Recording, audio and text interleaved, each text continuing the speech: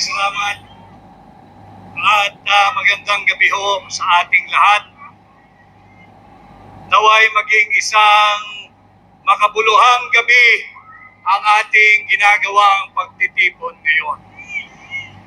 Alam kong mabigat ang kalooban nating lahat. These past few days, talagang mahirap. Emotionally, physically, mentally, and intellectually draining ang pinagdadaanan nating lahat. Subalit, napakinggan natin ang mensahe ni Pangulong Duterte through our Vice President, Inday Sara Duterte. Nakausap ko ng personal si Mayor Baste Duterte noong nakaraang Thursday at nakitaan ko sila ng katatagan. Nais ko lang siguro ipahatid sa inyo ang naging mensahe ni Mayor Baste nung kami nagkaharap. Hindi ngayon ang panahon upang pumatak ang ating mga luha. Ngayon ay panahon upang tayo ay magsama-sama at higit maging matatag.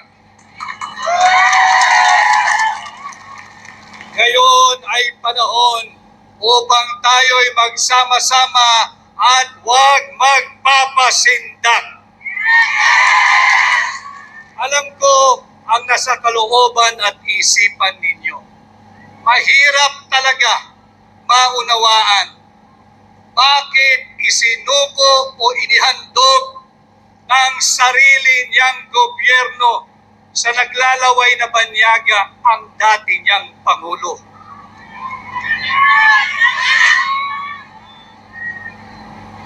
Wala na ba tayong batas na umiiral? Wala na bang saligang batas? Sarado na ba ang lahat ng antas ng korte sa Pilipinas? Bakit kinakailangan nating ialay si Pangulong Duterte sa korte ng mga naglalaway na banyaga? And just like all of you here today and in any other many parts of the Philippines, nakasama natin, binanggit kanina ni Pastor yung Proverbs 29 verse 2. Tama po yun. Kung matiwasay ang namumuno at pamunuan, ang kanyang pinamumunuan ay nagdiriwang. Subalit bakit tayo naririto ngayong gabi?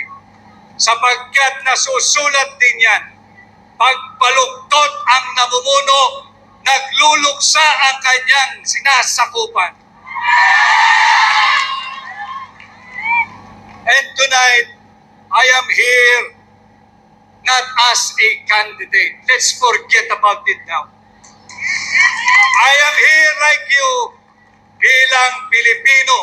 Ako'y bilang abogado at katulad ninyong lahat, ako'y naririto bilang isang maisog na Pilipino.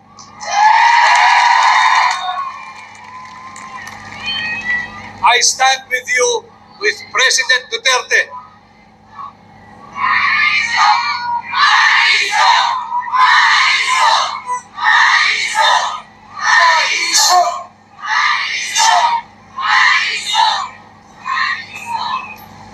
Kasama ninyo ako sa ating ginagawang panalangin.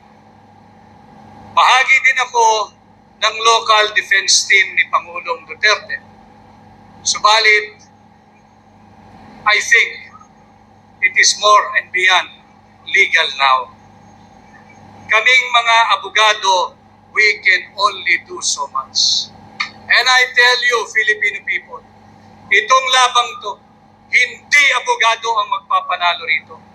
Taong bayan kayo ang magpapanalo rito!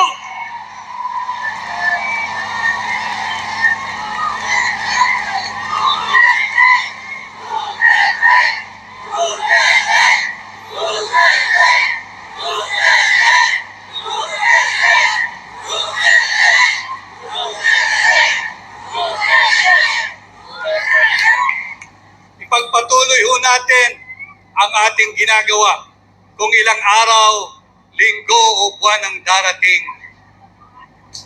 Itong ginagawa nating payapa at malayang pagsasaad ng ating saloobin. Patuloy tayong magsama-sama, patuloy tayong maghingay.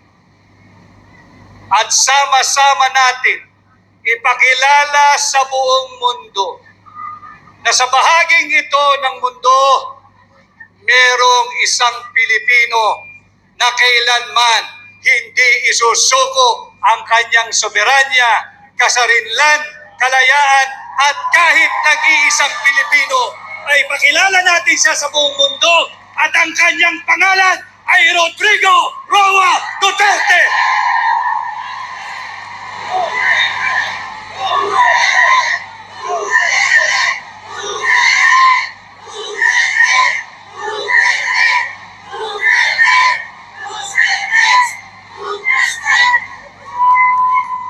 Pakilala natin, hindi lamang dito sa Pilipinas, kundi sa buong mundo. Sa kabila ng kanyang edad, sa kabila ng kanyang kalusugan, buong sigasig niyang tinanggap at sinabi niya, walang mananagot na pulis at sundalo sa aking naging polisiya. Akin ito. Yan ang malinaw na sinabi ni Pangulong Duterte. At muli, ako ay naririto kaisa ninyo sa pag-aalay ng panalangin.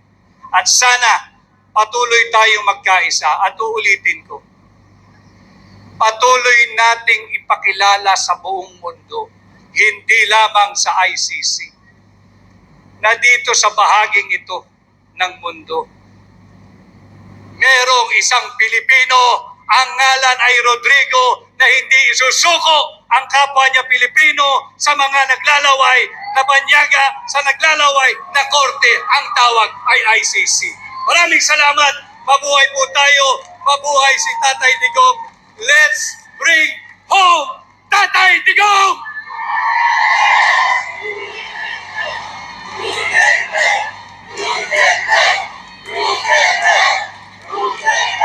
Maraming salamat, Attorney Vic Rodriguez.